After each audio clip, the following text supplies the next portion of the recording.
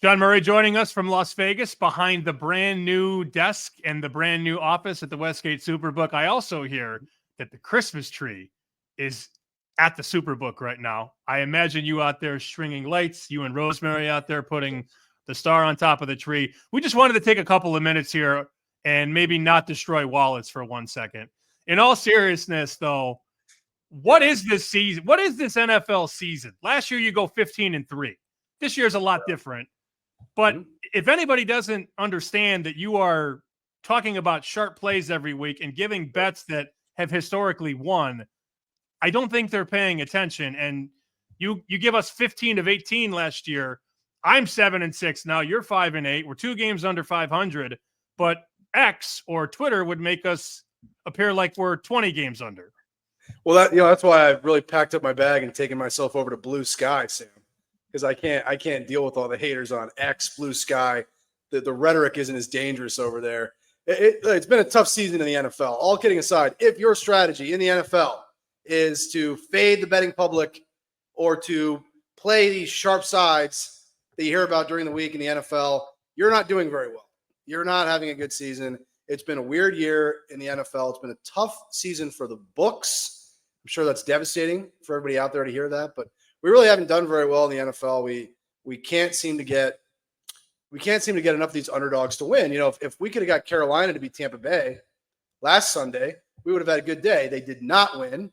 And then, of course, we had parlays rolling to Buffalo and then rolling to Denver.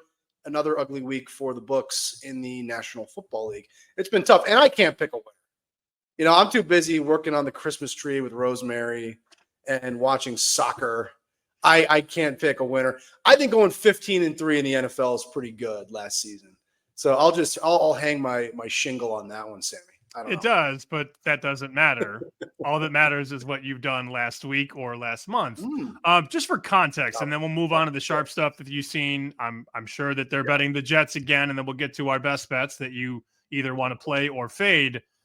Just put into context, you've been behind the counter for a better part of 2 decades now. Where does this season rank in terms of seeing sharp stuff come in and fall flat? Like, where does it rank? I think it's definitely towards the bottom. I'm not going to say it's the worst year I've ever seen for that, but I will say I've never seen a year where we just could not knock out a favorite in the NFL. We just can never seem to get that favorite to lose in the afternoon, that favorite to lose in prime time. It's really been a strange season for us, and it really, the results in the NFL have been pretty disappointing. And I even saw the numbers came out this week for the state of Nevada in October, and the win percentage, the hold percentage was down so much it almost doesn't even seem possible. So everybody's in the same boat. It's been a tough season. It's almost over though, man. You know, we have to pick what, 5 more games for the show. What a labor of love, man. I don't know if I got 5 more than anybody. I can't wait for the season to be over. I'm 53-49, down a half unit, and I'm exhausted. Let's get to the sharp stuff you've seen. What are they betting you this week at the SuperBook? About the Jets, I know we do this. We could just take this like an evergreen segment. They bet the Jets. They bet the New York Jets again. The Jets are now I believe a 5.5-point dog. They are at Miami. They bet Kansas City. So Kansas City is a team that they win every game. They always win ugly. They barely win. And the number here was 3.5 on Sunday night. It got bet up pretty quickly to 4. The Chargers are dealing with some injury issues. And I'm going to go out on a limb and say that Mahomes isn't going to just throw the ball to the Chargers and give them the game away, or give them the game the way that Kirk Cousins did last week. The Chargers win in Atlanta despite really doing nothing. Cousins just gave the game away. I can't believe that the Atlanta bet lost last week. I mean, 4 interceptions for Cousins. They had 24 first downs. Chargers had 10. Chargers didn't even have 200 yards of offense. And here's the crazy part about this game. Kansas City was -7 at Los Angeles. Kansas City is -4 at home. Yeah, no, I know. And that's why we did see some sharp guys laying the lumber with the Chiefs early in the week. And like I said, the Chargers have some guys hurt on offense. And Kansas City, their defense has been pretty good. So it's going to be tough. It's tough to see the Chargers scoring too many points on Sunday night.